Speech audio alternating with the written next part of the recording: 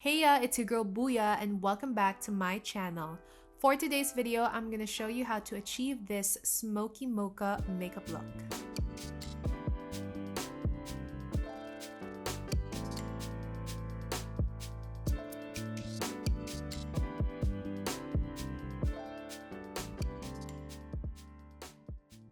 For my foundation, I'm using Squad Cosmetics You Can Face It Liquid Foundation in the shade Medium Tan.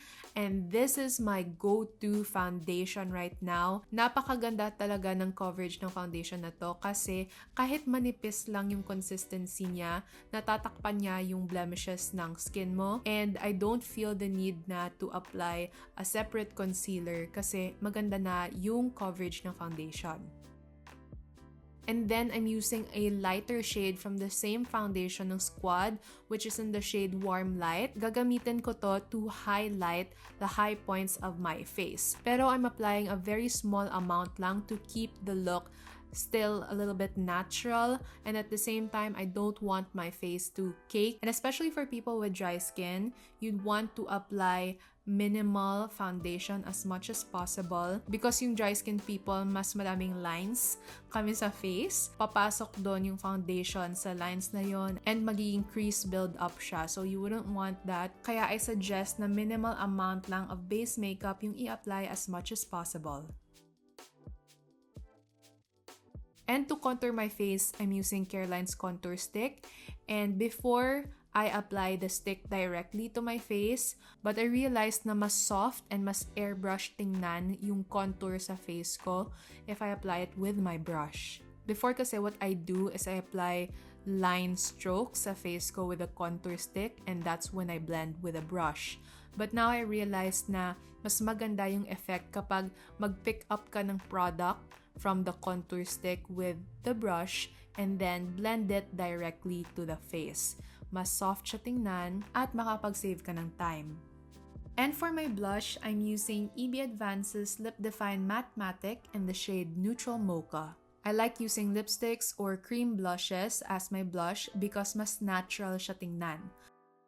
And then to set my face, I'm using Squad Cosmetics You Can Face It Refillable Pressed Powder. This is in the shade Beige. What I've been doing lately to set my face is I've been gently pressing the powder brush on my skin and I let it stay there mga 3 to 5 seconds, and then after that, I powder off my face. This is my way of softly baking my face without having to use a ton of powder because I have dry skin, so if I use a lot of powder, magiging mabigat yung feeling niya sa skin ko.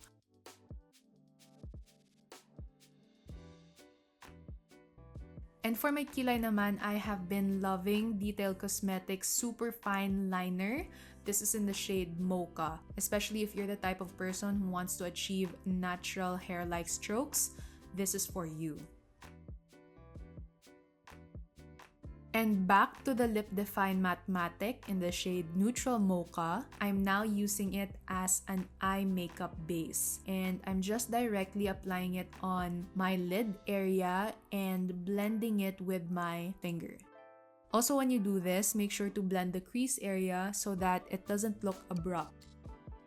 And then I set the eyeshadow base with an eyeshadow color na similar dun sa lipstick na ginamit ko. And this is actually from EB Advance, yung iconic palette nila.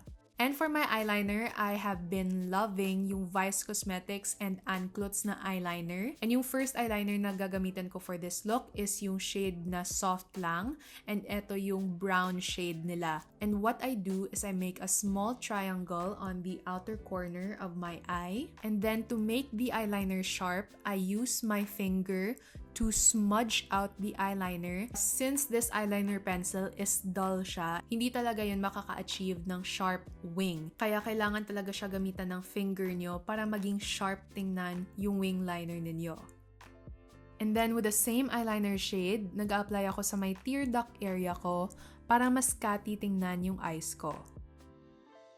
Now for the second eyeliner from the Vice Cosmetics and Clutz collaboration, this is in the shade naman na Intenz or yung black shade naman. I'm applying it on top of the brown shade konti lang talaga na hindi naman ma-overpower yung brown shade. And what I'm doing right now is I got a small flat brush and bine-blend out ko yung black eyeliner. So yung black eyeliner, siya basically yung nag-a-achieve ng smoky makeup look dahil hindi ako gumamit ng black eyeshadow for this look. Now back to the soft taupey brown eyeshadow from the EB Advance Iconic Palette. I'm gonna apply this on the lower lid naman just to smoke it out. For my lashes, I got this pair from Cilios in the style Ryan.